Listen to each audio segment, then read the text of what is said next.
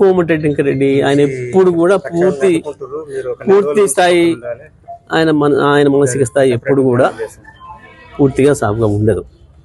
ఆయన మానసిక స్థాయి మధ్యకాలంలో చాలా అనుమానాలు వస్తున్నాయి. కుటుంబ సభ్యులు కూడా అంటున్నారట కొద్దిగా ఎందుకో మంచిగా ఉండట్లేడు మనిషి అని చెప్పి.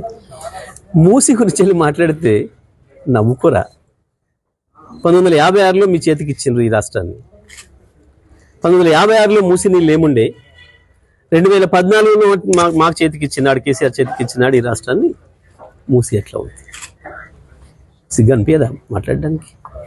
మూసేవాడు ప్రజలకు తెలియదా? ఎవడి నాయకత్వంలో ఇది నాశనం అయిపోయింది, కలుషితం అయిపోయింది. నల్గొండ జిల్లాలో ఫ్లోరిన్ కారణం ఏంది? మీ దుర్మార్గ పాలన.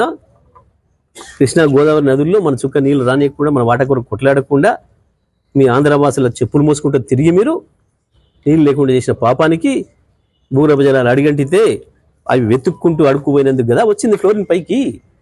మూసి జలాలకు ఫ్లోరిన్ అంటాడు గంత గొప్ప ఇంజనీరు. మొన్న నేను నవ్వుకున్నా. పాపం ఇంజనీర్లు దురదృష్టం ఏంటంటే ఇంజనీర్ల ట్రైనింగ్ క్లాస్కి పోయి కాళేశ్వరం కట్టిన ఇంజనీర్లు కావద్దు, బుద్ధి ఉండాలి ఏమన్నా.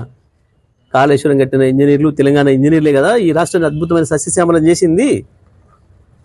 ఒకరి గురించి మాట్లాడేటప్పుడు సోయి ఉండాలి కదా బాధ్యతలు ఉన్నప్పుడు. సోయి తప్పి మాట్లాడకపోతే ఏముంది? ఆయనలాగా నేను ఒకటే చెప్తున్నా మా ఇంజనీర్లకు, తెలంగాణ ప్రజలు మిమ్మల్ని ఎప్పుడు మర్చిపోరు. ఈ 10 ఏళ్ల కాలంలో పనిచేసిన ఇంజనీరింగ్ సోదరులు, అది మిషన్ భగీరథలో చేసిన వాళ్ళు కావచ్చు, లేదా ఇరిగేషన్ రంగంలో చేసిన వాళ్ళు కావచ్చు, ఇతర నిర్మాణ రంగంలో చేసిన వాళ్ళు కావచ్చు, అద్భుతమైన మీ కృషి వల్లనే ఇవాళ తెలంగాణలో పర్ క్యాపిటల్ ఇన్కమ్ పెరిగింది, తెలంగాణ జీడిపి పెరిగింది, భారతదేశంలోనే తెలంగాణ నెంబర్ 1గా గర్వంగా నిలబడే స్థితికి వచ్చింది. అది మీ కష్టమే. ఈ చిల్లరగాన్లు మాట్లాడే మాటలకు ఎవరు కూడా ఏం ఫీల్ కావద్దు. నేను అదే రోజు చెప్పాలనుకున్నా. ఏమైనా కాకునే లేని వెంకరెడ్డి లాంటి ఇంజనీర్లు మాత్రం కాకండి. విశ్వేశ్వరయ్య తమ్ముడిని అనుకుంటున్నాడట ఆయన. పాపం విశ్వేశ్వరయ్య గారు పరువు